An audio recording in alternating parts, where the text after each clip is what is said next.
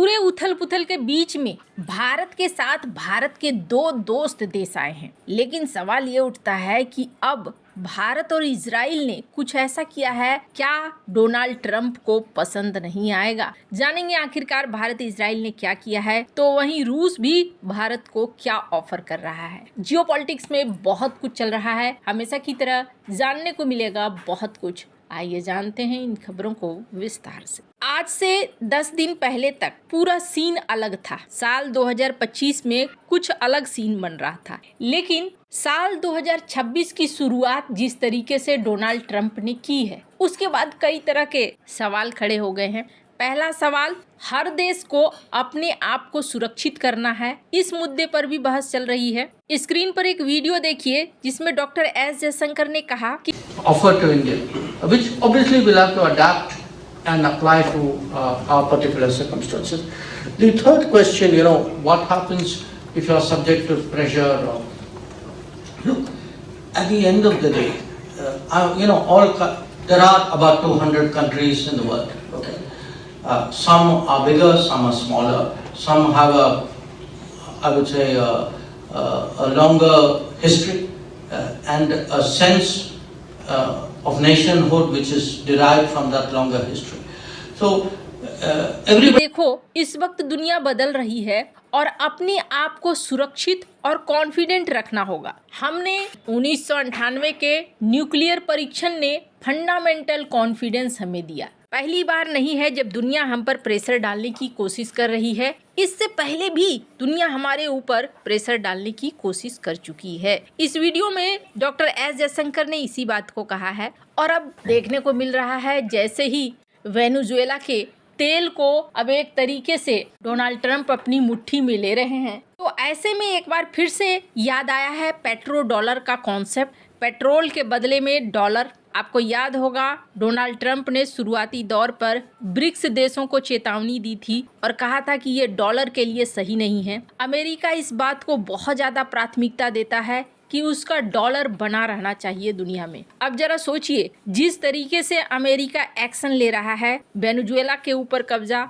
उसके बाद ईरान के ऊपर कब्जा अगर होता है तो ये दोनों देश जो तेल के बड़े भंडार रखते हैं, उन पर अधिकार हो जाएगा अमेरिका का। अगर ऐसा ही चला तो चाहे वो सीधे तौर पर हो या अप्रत्यक्ष तौर पर हो। और अगर ऐसा हो जाता है तो क्या होगा? ऐसा हो जाता है तो फ्यूल के बदले में भी, तेल के बदले में भी अमेरिका की बात माननी होगी और फिर डॉलर फिर से अपने रुतबे को हासिल कर लेगा। दुनिया में कैसी अनिश्चितता है, इसका अंदाजा आप ऐसे लगा सकते हैं कि सोना इस वक्त $4500 के आसपास पहुंच चुका है। चांदी भी मनमाने तरीके से बढ़ रही है। अब किसी को समझ में नहीं आ रहा है क्या होगा क्या नहीं, लेकिन एक चीज देखने को मिल रही है कि ये डिस्कस कर रहे हैं। स्क्रीन पर एक आर्टिकल देखिए कि ट्रंप ने जिस तरीके से वेनेजुएला में किया है, इसके बाद डॉलर से बहुत सारे लोग छिटकने शुरू होंगे, यानी कि हटने शुरू होंगे। रूस यूक्रेन युद्ध जब शुरू हुआ था और जब स्विफ्ट बाहर कर दिया गया था, तभी ऐसा लगने लगा था कि डॉलर के ऊपर पूरी तरीके से निर्भर रहना खतरे से खाली नहीं हो सकता है। कई सारे देशों ने इस दिशा में काम भी करना शुरू किया। अगर भारत की बात करें तो इस वक्त जो जियोपॉलिटिकल सीन बना हुआ है, इस जियोपॉलिटिकल सीन में दो देश भारत के साथ आ रहे हैं। एक देश तो रूस है जो भारत का काफी पुराना मित्र है, दूसरा दोस्त है इजराइल, ये भी भारत का काफी पुराना मित्र है। अगर रूस की बात करें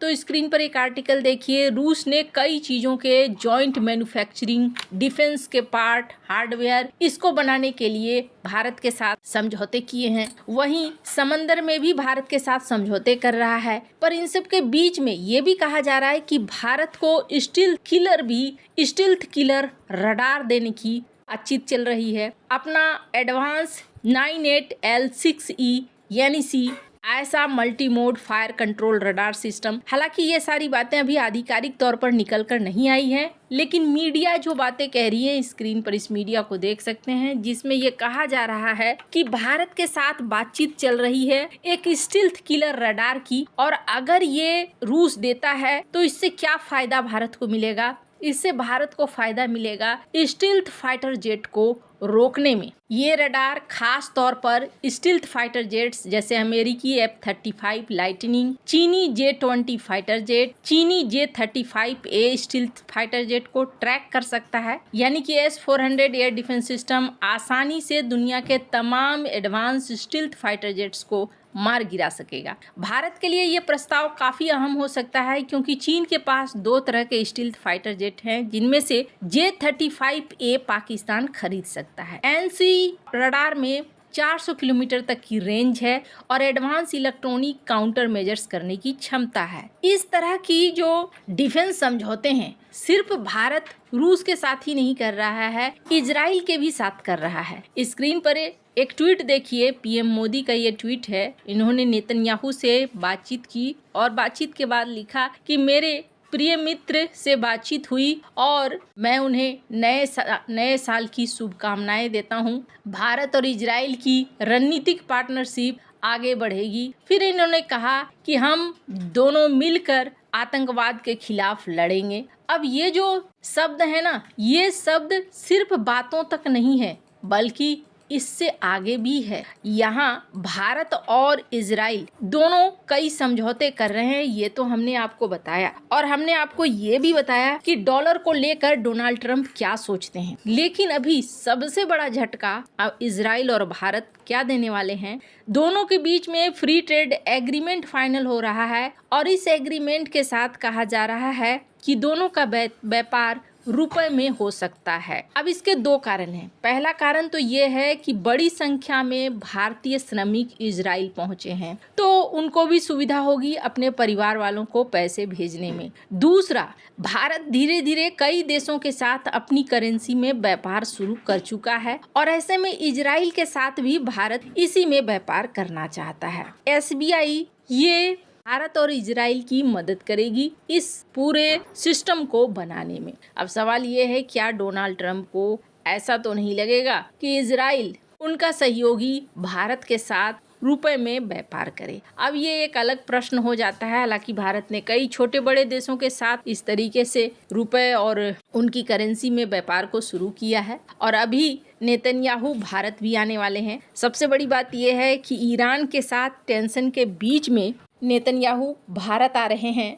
ऐसे में जब ईरान के साथ कभी भी लड़ाई हो सकती है, अब मैं क्यों कह रही हूँ ऐसा कभी भी, स्क्रीन पर एक रिपोर्ट देखिए जिसमें कहा जा रहा है कि लिंडसे ग्राहम सीधे खुले तौर पर ओपनली बोल रहे हैं कि अगर तुम इस तरीके से प्रदर्शनकारियों को मारोगे तो ट्रंप फिर तुम्हें मारेंगे। ये बड़ा ही अलग लेवल पर चीजें चल रही है। अब ऐसे माहौल के बीच में ये सब कुछ हो रहा है। आपको क्या लगता है? इन सब मामले में आपकी क्या राय है?